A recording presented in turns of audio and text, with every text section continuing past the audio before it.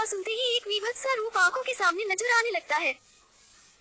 अघोरियों को राख से लिपटे, इंसानी शव का मांस खाने वाले, जादू टोना और तंत्र मंत्र करने वाले साधुओं के तौर पर जाना जाता है। सबसे पहले जानते हैं कि अघोरी शब्द का मतलब क्या है। संस्कृत भाषा में अघोरी का मतलब उजाले की ऊर्फ होता है। इस शब्द को पवित्रता और सभी बुराइयों से मुक्त समझा जाता है। वहीं अघोरियों का रहन सहन इसके उलट ही नजर आता है।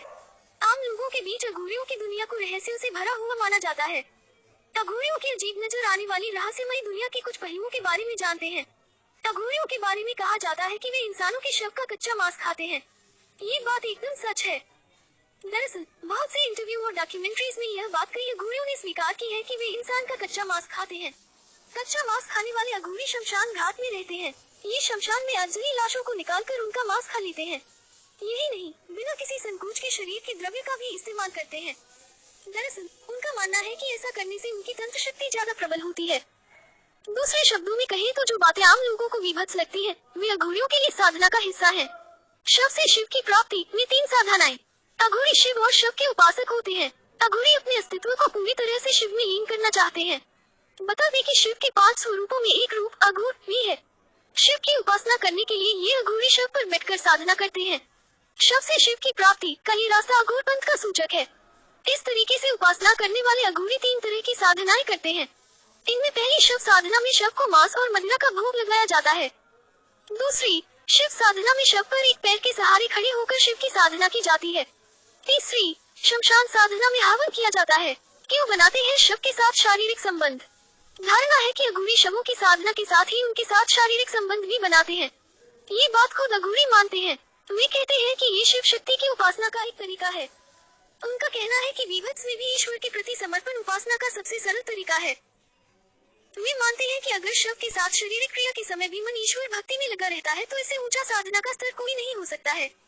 दूसरे पंथ के साधुओं की तरह अघोरी ब्रह्मचर्य का पालन नहीं करते हैं। अघोरी शव पर राख से लिपटे मंत्रों और धूल नगाड़ों के बीच शारीरिक संबंध बनाते हैं। ये शारीरिक संबंध बनाने की क्रिया भी साधना का ही हिस्सा है, खासकर उस समय जब महिला के मासिक चल रहे हो। कहा जाता है कि ऐसा करने से अघोरियों की शक्ति बढ़ती है। अघोरियों की तस्वीरों में आपने देखा होगा कि उनके पास एक इंसानी खोपड़ी होती है। दरअसल अघोरी इंसानी खोपड़ियों को बर्तन की तरह इस्तेमाल करते हैं, इसीलिए इन्हें कपालिक भी कहा जाता है। अघोरियों के मुताबिक उनको इसकी प्रेरणा शिव से ही मिली है। कई कथाओं में बताया जाता है कि एक बार शिव ने ब्रह्मा का सिर काट दिया था। इसके बाद उनका सिर लेकर उन्होंने पूरे ब्रह्मांड के चक्कर लगाए। शिव के इसी रूप के अन्यायी होने के कारण अघोरी भी अपने साथ नरमुंड रखते हैं। वहीं अघोरियों को कुत्तों से काफी लगाव होता है। अमूमन अघोरी गाय, बकरी या इंसान से दूरी बनाकर रखते हैं, लेकिन अपने आसपास कुत्ता रखना पसंद करते हैं। अघोरी शमशान में शव पर खड़े होकर साधना करते हैं। यही नहीं, वे अजली का शव का मांस भी खाते हैं। हर इंसान को क्यों मानते हैं अपने जैसा। ज्यादातर हर इंसान को अपने जैसा अघोरी ही मानते हैं। दरअसल उनका मानना है कि हर व्यक्ति अघोरी के रूप में ही जन्म लेता है।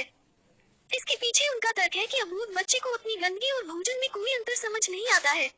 ठीक ऐसे ही अघोरी भी हर गंदगी और अच्छाई को एक ही नजर से देखते हैं। बहुत से अघोरियों ने ये भी दावा है कि उनके पास एड्स और कैंसर का भी इलाज है। हालांकि इसका कोई वैज्ञानिक प्रूफ नहीं है।